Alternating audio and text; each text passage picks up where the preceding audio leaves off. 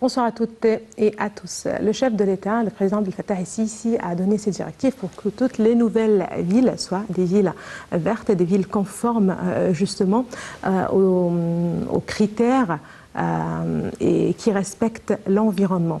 Nous allons parler de ce sujet dans la partie débat de ce soir. C'est pas seulement, en fait, il faut le rappeler, pas que les nouvelles villes, mais aussi les villes déjà existantes. Et comme je viens de le dire, ça va être pour la partie débat beaucoup plus de précision et de détails sur les villes vertes et sur aussi les moyens de justement mettre en œuvre une telle initiative. On commence quand même, comme d'habitude, avec l'actualité. À la une de l'actualité, c'est le président Abdel Fattah el-Sisi qui a enjoint d'étendre l'utilisation des techniques les plus récentes pour améliorer les capacités des données numériques et promouvoir la transformation numérique parallèlement à la formation de cadres humains aux compétences numériques pour soutenir les performances du gouvernement. Ceci est intervenu lors de la réunion du président el-Sisi avec le Premier ministre Dr Mostafa Madbouli et le ministre des Télécommunications et des Technologies des Informations Amr Talat. Le porte-parole de la présidence, l'ambassadeur Bassam Radi, a déclaré que la réunion portait sur le suivi des projets nationaux liés au secteur des communications et des technologies de l'information.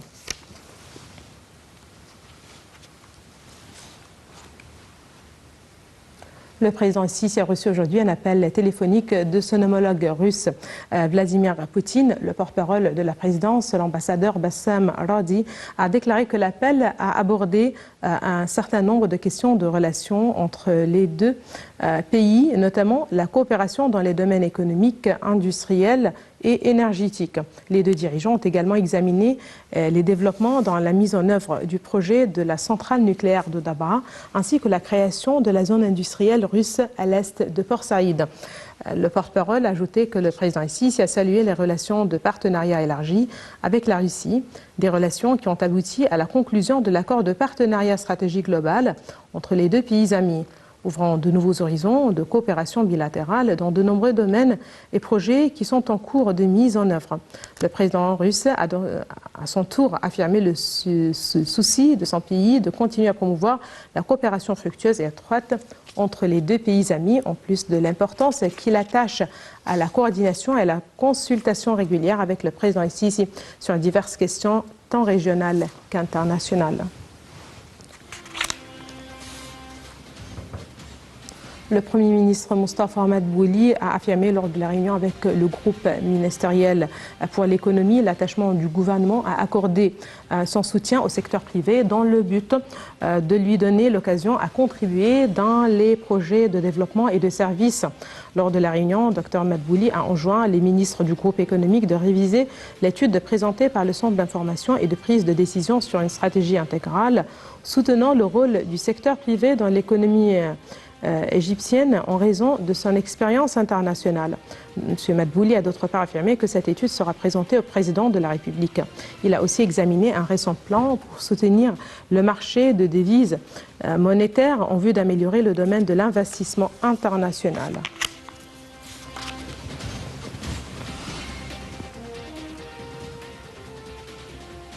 Le ministre des Affaires étrangères, Sameh Shoukry, a tenu des pourparlers avec le vice-président du Conseil présidentiel libyen, Moussa Al-Kouni, qui est actuellement en visite au Caire. Le porte-parole du ministère des Affaires étrangères a déclaré que lors de la rencontre, les derniers développements des situations en Libye et les préparations en cours pour tenir les élections présidentielles et parlementaires à la fin de l'année ont été examinées.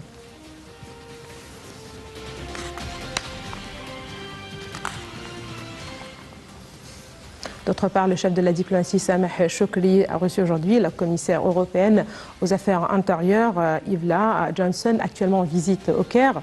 Lors de la rencontre, les deux parties se sont mis d'accord sur le fait de renforcer la coopération entre l'Égypte et l'Union européenne dans le domaine de l'immigration.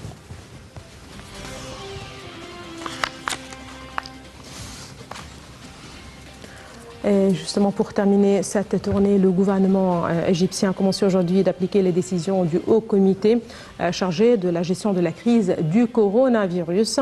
Selon la décision, l'accès des employés à toutes les institutions gouvernementales sera interdite sans le pass sanitaire qui prouve la réception de la vaccination, faute de quoi l'employé devrait faire une analyse de PCR chaque semaine. La décision prévoit également l'interdiction d'accès aux institutions gouvernementales ou citoyens non porteurs de preuves de vaccination contre le coronavirus.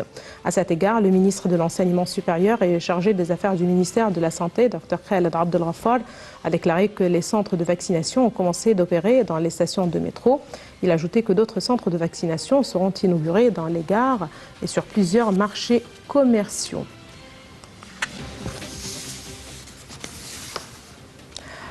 Énergie verte, mais aussi et surtout donc pour ce soir des villes vertes.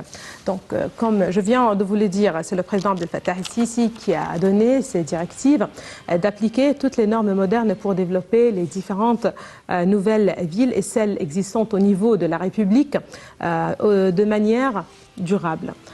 Lors de sa réunion avec le Premier ministre, Dr Moustapha Madbouli, le président el-Sisi a également demandé de doter ces villes d'une infrastructure permettant de les transformer en villes vertes, y compris l'utilisation d'énergies nouvelles et propres, en particulier dans les transports en commun. Tout de suite, les détails avec Marwa Arafa et Yara Choucha.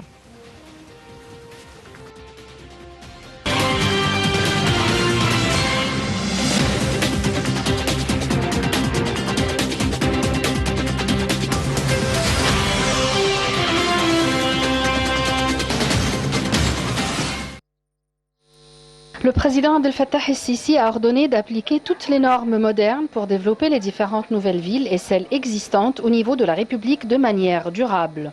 Lors de sa réunion avec le Premier ministre Dr Moustapha Madbouli, el-Sisi a également demandé de doter ces villes d'une infrastructure permettant de les transformer en villes vertes, y compris l'utilisation d'énergies nouvelles et propres, en particulier dans les transports en commun. La réunion a porté sur l'état d'avancement des travaux d'un certain nombre de projets nationaux au niveau de la République. El-Sisi a été informé des évolutions dans le développement de la région d'El Fostat dans le cadre du développement global de la zone historique du Caire. Le chef de l'État a ordonné d'achever toutes les étapes de développement de la zone Al Fostat en 2022. En ce qui concerne le développement et la construction des nouvelles villes, le Premier ministre a expliqué les évolutions des projets touristiques et de développement dans les villes de Sharm el-Sheikh, Del Alamein et Guédida.